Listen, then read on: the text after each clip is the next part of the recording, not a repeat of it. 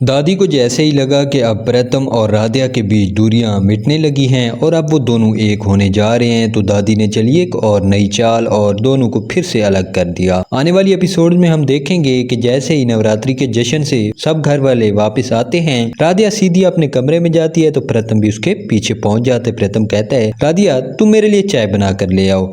राधिया हैरानी से देखती है उसे और कहती है, क्या आपने मुझे कहा? आपको तो मेरे हाथ की चाय बिल्कुल भी पसंद नहीं थी और आप ही कहते थे कि मैं आपका कोई भी काम ना करूं। प्रीतम कहता है, तो हाँ, अब मैं कह रहा हूं ना, तुम जाकर चाय बना ले आओ, मुझे अच्छा लगेगा अगर तुम चाय लाओगी। राधिया खुश होकर उसकी तरफ देखती है। राधिया चाय बनाने चली जाती है। जैसे किचन में जाती है, दादी पीछे पहुंच जाती है। दादी कहती है, तुम चाय किसके लिए बना रही हो और ये कौन सा वक्त है चाय बनाने का? राधिया बताती है कि प्रीतम सर ने कहा है कि उनको चाय पीनी है और उनने मुझे भेजा है चाय बनाने के लिए। दादी कहती है, प्रीतम वो तुम्हारे हाथ की चाय क्यों पिएगा, मैं खुद उसके लिए बना लाऊंगी और तुम चली जाओ यहाँ से, मैं चाय बना लेती हूँ। दादी ये कहकर डांट कर राधिया को वहां से भगा देती है। राधिया जैसे ही मुंह लटकाए कमरे में दाखिल होती है, प्रीतम उससे पूछता है, क्या हुआ राधिया, तुम इतनी परेशान क्यों हो, क्या हुआ है तुम्हारे साथ? राधिया बताती है कि मैं आपके लिए चाय बनाने गई थी और जैसे ही मैं किचन में गई तो दादी ऊपर से आ गई और दादी ने कहा कि आप मेरे हाथ की चाय नहीं पियेंगे, वो खुद बनाकर लाएंगी चाय आपके लिए, इसलिए उन्होंने मुझे डांट कर वहां से वापस भेज दिया। प्रीतम कहता है, लेकिन दादी को इस सबसे क्या मसला है, अगर तुम चाय मेरे लिए बना रही थी, तुम रुको मैं खुद जाकर बात करता हूँ उनसे। प्रीतम गुस्से से वहां से जाता है, दादी के पास जाता है। दादी कहता है, दादी मैंने खुद कहा था राधिया को और मुझे चाय पीनी थी इसलिए मैंने उसे भेज दिया, आपको चाय बनाने की क्या जरूरत है और मुझे पसंद नहीं है कि आप कोई भी काम करें। दादी कहती है, नहीं प्रीतम, मैं तुम्हारे काम खुद करूंगी और राधिया इसके हाथ की चाय तुम्हें कब से पसंद आने लगी, तुम तो उसे खुद नापसंद करते थे और अब चाय बनाने के लिए कह दिया उसे। प्रीतम कहता है, हाँ दादी वो पहले की बात थी, लेकिन अब मुझे लगता है कि शायद मैं गलत करता था, राधिया ये सब डिजर्व नहीं करती थी, वो एक अच्छी लड़की है और शायद अच्छी पत्नी साबित हो सकती है मेरे लिए।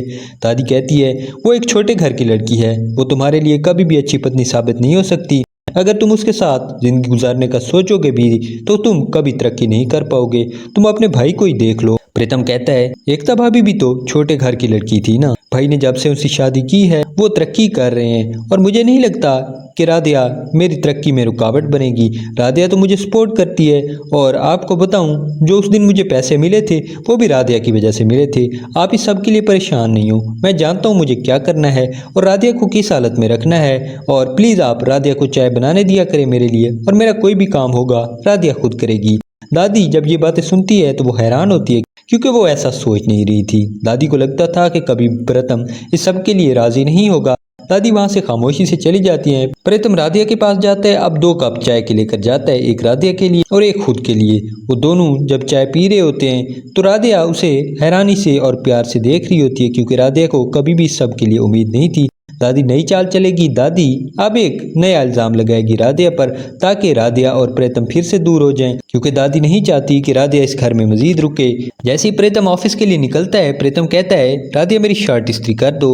राधिया शर्ट इस्त्री करने जाती है तो दादी उसे बुला लेती है और कहती है, राधिया तुम जाओ मेरे लिए जूस का गिलास निकाल दो।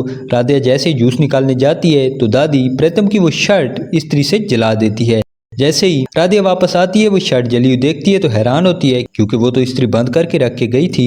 राधिया परेशानी की हालत में कमरे में जाती है, प्रीतम को बताती है तो प्रीतम गुस्से होता है क्योंकि प्रीतम की वो फेवरेट शर्ट थी, दादी यही चाहती थी। फिर से प्रीतम राधिया के साथ नाराज होकर गुस्से से ऑफिस चला जाता है। दादी कहती है, मैं ना कहती थी तुम्हें, इस लड़की को तुम्हारी बिल्कुल भी परवाह नहीं है, इसे मालूम था तुम्हें ऑफिस जाना है और इसने तुम्हारी शर्ट जला दी। प्रीतम कहता है, दादी मैं अभी बहस करने के मूड में नहीं हूँ, आप मुझसे कोई बात नहीं करें, मैं वापस आकर आपसे बात करूंगा, अभी आप प्लीज मुझे जाने दें।